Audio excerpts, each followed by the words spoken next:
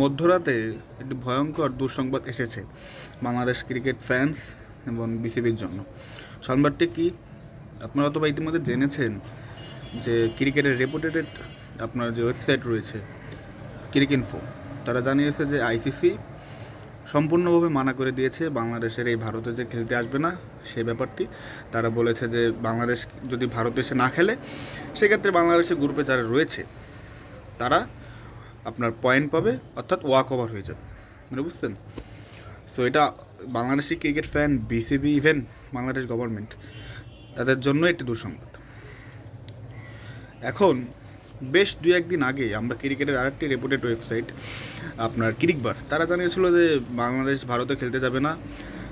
এর যে ইমেল করা হয়েছে বিসিবির পক্ষ থেকে আইসিসিকে, সেটা আইসিসি প্রাথমিকভাবে ইতিবাচকভাবে নিয়েছে। তখন বাংলাদেশের যারা ক্রিকেট ফ্যান, বিসিবি, মিডিয়া, বাংলাদেশের মিডিয়া, তারা এটাকে বেশ গুরুত্বপূর্ণ সহকারে সুখবর হিসেবেই নিয়েছিল যে হয়তো বা তারা পাকিস্তানের মতো শ্রীলঙ্কায় যে তাদের ম্যাচগুলো খেলবে বাংলাদেশ, অ্যান্ড আইসিসি হয়তো বা তাদের এই যে দাবি ভারতে যে না খেলার, সেটা তারা মেনে নিবে। বাট দুদিন পরে আমরা আজ মধ্যরাতেই সেটা পেলাম যে আইসিসি কনফার্ম করেছে যে না, বাংলাদেশের দাবি তারা মানবে না। এখন বাংলাদেশ ক্রিকেট বোর্ড কী করবে? দেখুন, এতদিন আমরা বলে এসেছি যে বল হচ্ছে আইসিসির কোর্টে বল ছিল, আইসিসির কোর্টে এখন আর বল নেই। এখন বল কিন্তু সম্পূর্ণ বিসিবির কোর্টে।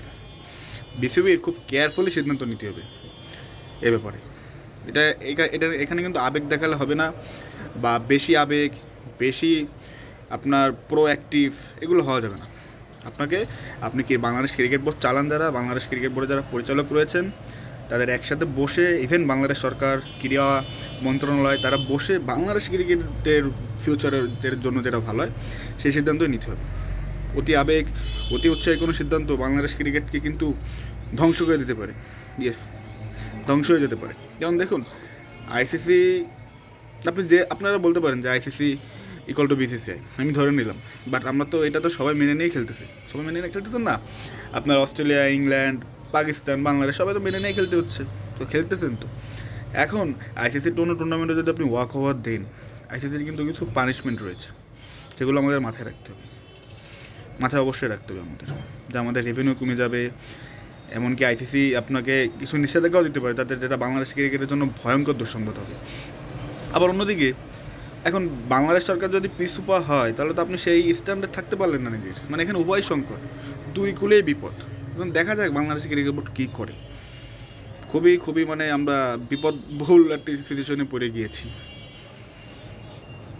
অ্যান্ড এখানে সত্যি বলতে কি, এন্ড অফ দ্য ডে ক্রিকেটের কথা আমাদের চিন্তা করতে হবে। অ্যান্ড অ্যাজ এ দেশপ্রেমিক, বাংলাদেশের যে স্ট্যান্ড বিসিবি নিয়েছে, এটা অবশ্যই অ্যাপ্রিসিয়েটেবল। আপনি যদি বাংলাদেশের মাইন্ড থেকে চিন্তা করেন, এটা অবশ্যই appreciable. But end of the day যেটা দেশের জন্য এবং ক্রিকেটের জন্য ভালো হয়, আই গেস সেটাই করবে বিসিবি অ্যান্ড আমাদের ক্রীড়া উপদেষ্টা, ক্রীড়া মন্ত্রণালয়, ইভেন বিডি গভর্নমেন্ট। দেখি কী হয়, আরও কিছু ডেভেলপমেন্ট হয়তো বা আজই আসবে, জানাবো আপনাদের।